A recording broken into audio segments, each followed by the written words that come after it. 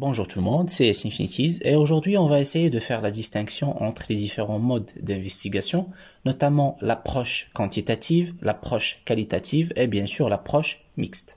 Mais avant de voir les différents modes d'investigation, je vois qu'il est essentiel de commencer par la définition de la recherche scientifique et par voir quels sont les différents niveaux de la recherche scientifique. La recherche scientifique est un processus dynamique ou bien une démarche rationnelle. Alors cette démarche permet d'examiner des phénomènes ou bien des problèmes à résoudre et d'obtenir des réponses précises à partir d'investigations.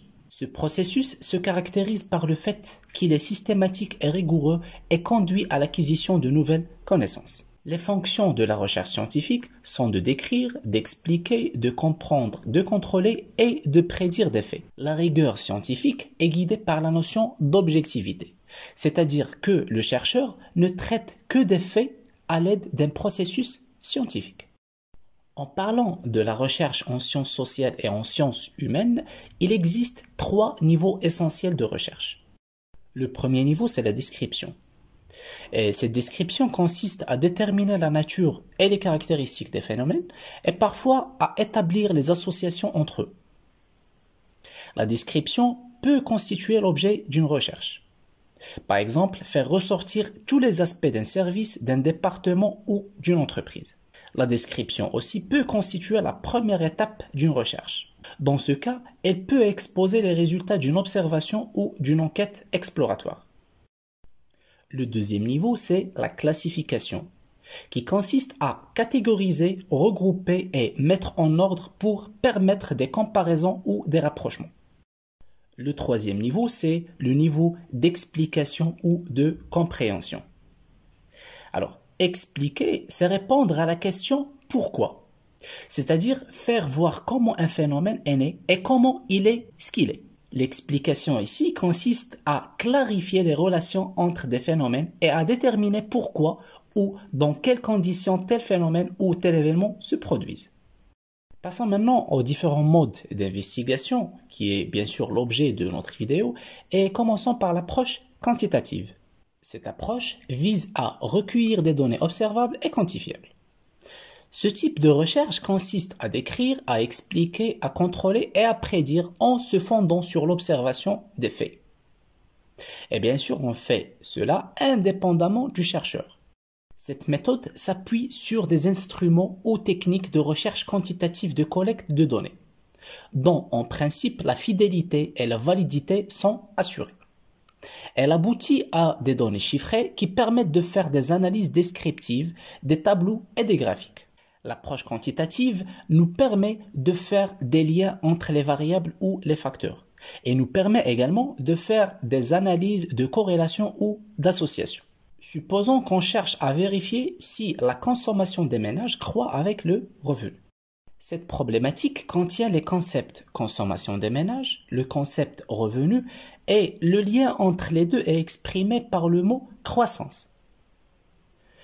Ici, pour rapprocher les propositions théoriques de la réalité ou pour confronter les hypothèses à l'observation, il faut opérationnaliser les concepts, c'est-à-dire établir une relation systématique entre les concepts et la réalité observable. Et cela, on le fait par le biais d'indicateurs. Opérationnaliser un concept, c'est donc lui associer un ou plusieurs indicateurs qui permettront de distinguer avec exactitude les variations observées dans la réalité par rapport au concept. Distinguer les variables, cela veut dire mesurer, c'est-à-dire que l'opérationnalisation d'un concept conduit donc à la mesure.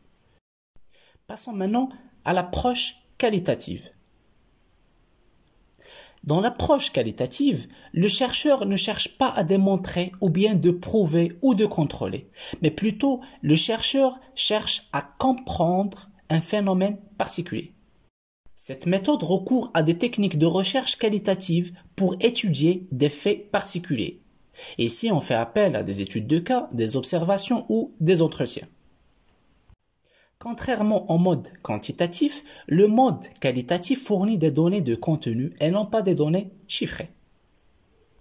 Et le dernier approche, c'est ce qu'on appelle l'approche mixte. Et cette approche est une combinaison des deux précédentes, c'est-à-dire l'approche quantitative et l'approche qualitative. Cette approche permet aux chercheurs de mobiliser aussi bien les avantages du mode quantitatif que ceux du mode qualitatif. Cette conduite aide à maîtriser le phénomène dans toutes ses dimensions. Les deux approches ne sont donc pas contradictoires, mais plutôt complémentaires.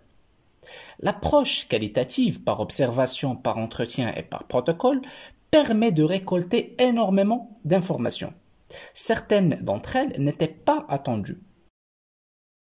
L'approche qualitative sera choisie dans une phase exploratoire d'un nouveau sujet de recherche. Elle permet de développer une théorie et relève donc d'un processus inductif. L'approche quantitative repose sur un corpus théorique qui permet de poser des hypothèses. La phase empirique d'une telle recherche se réalise souvent en conduisant une enquête par questionnaire. Le questionnaire ici permet d'interroger un beaucoup plus grand nombre d'individus. Donc, comme je viens de vous dire, les deux approches, quantitatives et qualitatives, sont complémentaires. Voilà, c'est tout pour cette vidéo. Si vous avez des questions concernant cette vidéo ou bien vous avez des propositions d'autres vidéos, n'hésitez pas à me les laisser dans un commentaire quand vous pouvez me contacter sur Facebook. Merci de partager cette vidéo avec vos amis et à la vidéo prochaine, Inch'Allah. Ciao, ciao.